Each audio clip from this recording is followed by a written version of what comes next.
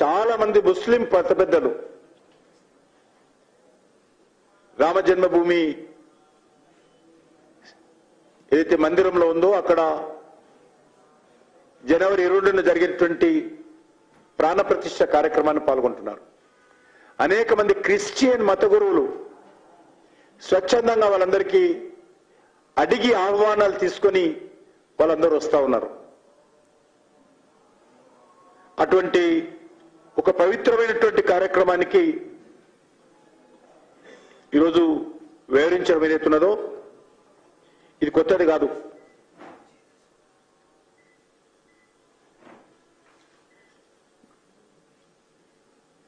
హిందువులకు సంబంధించినటువంటి ప్రతి అంశాన్ని కూడా కాంగ్రెస్ పార్టీ చరిత్రలో రాజకీయం చేయడమే ఆనవాయితీగా పెట్టుకున్నది.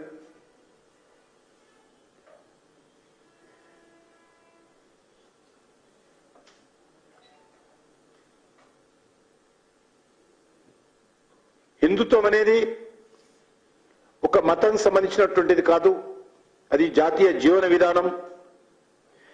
మన సనాతన ధర్మం అంటే కాంగ్రెస్ పార్టీకి ఏ రకంగా వాళ్ళ యొక్క కాంగ్రెస్ పార్టీ సంబంధించినటువంటి కూటమిలో ఉన్నటువంటి వివిధ రాష్ట్రాల మంత్రులు మాట్లాడుతున్నారు. వాళ్ళ పార్టీ అధ్యక్షుడు, జాతీయ అధ్యక్షుడు మాట్లాడడం మనకు తెలుసు. సనాతన ధర్మం అంటేనే క్యాన్సర్తో, కరోనాతో, అనేక రకాలుగా నీచ స్థాయిలో దిగజారి మాట్లాడుతున్నటువంటి విషయాన్ని మనం చూస్తా ఉన్నాం. ఇప్పుడే కాదు, 1947లో ఏదైతే స్వాతంత్రం రాకముందు జరిగినటువంటి సోమనాథ్ దేవాలయాన్ని విధ్వంసం చేశారో దాన్ని పునరుద్ధరించాలని 1947లో కూడా ఆనాటి హోంమంత్రిగా సర్దార్ వల్లభాయ్ పటేల్ గారు నిర్ణయం తీసుకొని మరి ఆ ప్రతిపాదనను కేంద్ర ప్రభుత్వం ముందు పెడితే ఆ రోజు చాలా నాటి ప్రధానిగా ఉన్నటువంటి నెహ్రూ గారు ఆ యొక్క ప్రతిపాదనను తోసిపుచ్చిన విషయం మనకు అందరికీ తెలుసు. చివరకు 1957లో ఇదే విధంగా జనవరి 22న జరిగినటువంటి ప్రాణ ప్రతిష్ఠ ఏ రకంగా జరుగుతుందో ఇప్పుడు 1951లో ముస్లింలు విధ్వంసం చేసినటువంటి, విదేశీయులు విధ్వంసం చేసినటువంటి సోమనాథ దేవాలయం నిర్మాణం పూర్తి చేసి అక్కడ విగ్రహ ప్రాణ ప్రతిష్టకు ఆనాటి రాష్ట్రపతి అయినటువంటి రాజేంద్ర ప్రసాద్ గారు వస్తూ ఉంటే నాటి ప్రధాని గారు నెహ్రూ గారు మీరు వెళ్ళకూడదు, ఇది సెక్యులర్ దేశము, మీరు ఒక హిందూ మతానికి సంబంధించినటువంటి దేవాలయ పునరుద్ధరణకు మీరు వెళ్ళకూడదని అనేక ఉత్తరాలు రాశారు. ఇది చరిత్రలో జరిగినటువంటి సత్యం. రాజేంద్ర ప్రసాద్కు ఉత్తరం రాశారు ఆయన, మీరు వెళ్ళొద్దని చెప్పి. అంతేకాదు ఆనాటి రాష్ట్రపతి రాజేంద్ర ప్రసాద్ గారు ఒక అడుగు ముందుకెళ్ళి ఆయన వివిధ దేశాలలో ఉన్నటువంటి రాయబారులందరికీ మాట్లాడి వివిధ దేశాలలో ఉన్నటువంటి ప్రముఖ నదుల యొక్క నీటిని కూడా తీసుకొచ్చి సోమనాథ్ దేవాలయ ప్రాణ ప్రతిష్టలో భాగం చేయాలని చెప్పి నిర్ణయిస్తే మరి ఆ రోజు నాటి ప్రధాని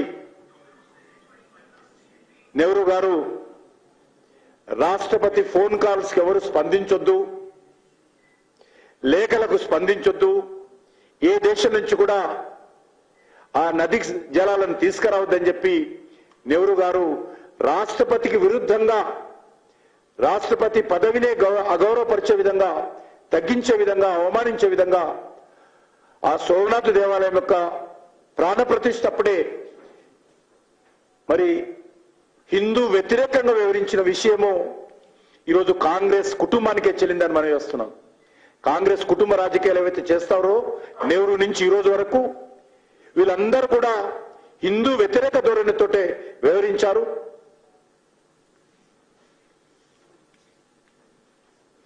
చాలా స్పష్టంగా రోజు నెహ్రూ గారు వివిధ దేశాలలో ఉన్నటువంటి అంబాసిడర్స్ అంటే రాయబార కార్యాలయాలకు ఆదేశించారు. ఎవ్వరు కూడా రాష్ట్రపతి చెప్పినట్టు ఏ నదీ జలాలను కూడా భారతదేశాన్ని మీరు పంపొద్దు.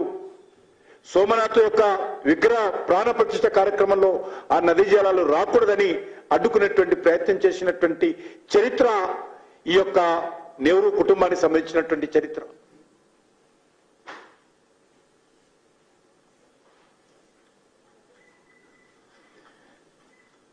ఒకటే నేను ఈ సందర్భంగా మనవి చేస్తా ఉన్నాను. ఇటీవల కూడా హైదరాబాద్లో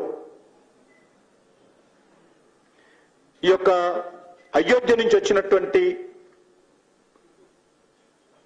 అక్షింతలను, పూజిత అక్షింతలు అంటారు, ఒక పవిత్రమైనటువంటి అక్షింతలను ఇంటింటికి తిరిగి పంచుతున్నారు దేశమంతా. దేశంలో కాదు, అమెరికాలో ఉన్నటువంటి హిందువులు ఇళ్ళల్లో వెళ్తా ఉన్నాయి. అనేక దేవాలయాలు మాకు ఫోన్ చేస్తున్నారు, మాకు రాలేదు అక్షింతలు. నాకు కూడా అటువంటి అక్షింతలు ఇంటింటికి ఒక పవిత్రమైనటువంటి భావజాలంతో పంపిణీ చేస్తూ ఉంటే, ఒక భక్తి భావజాలంతో పంపిణీ చేస్తూ ఉంటే, నిన్న సికింద్రాబాద్లో మన తెలంగాణ పోలీసులు అడ్డుకొని పోలీస్ స్టేషన్లో కేసు నమోదు చేశారు. దేశంలో ఎక్కడ జరగలేదు ఇంతవరకు. This the first case in India. అక్షింతలు పంపిణీ చేస్తుంటే అరెస్ట్ చేసినటువంటి చరిత్ర కొత్తగా ఏర్పడినటువంటి తెలంగాణ ప్రభుత్వంలో మజ్లిస్ పార్టీని మచ్చిక చేసుకోవడం కోసం, మజ్లిస్ పార్టీ మెప్పు పొందడం కోసం, మజ్లిస్ పార్టీ మద్దతు కొడగట్టడం కోసం ఈరోజు తెలంగాణ కాంగ్రెస్ పార్టీ అవలంబిస్తున్నటువంటి విధానము మనకు స్పష్టమవుతా ఉంది. ప్రతి ఇంట్లో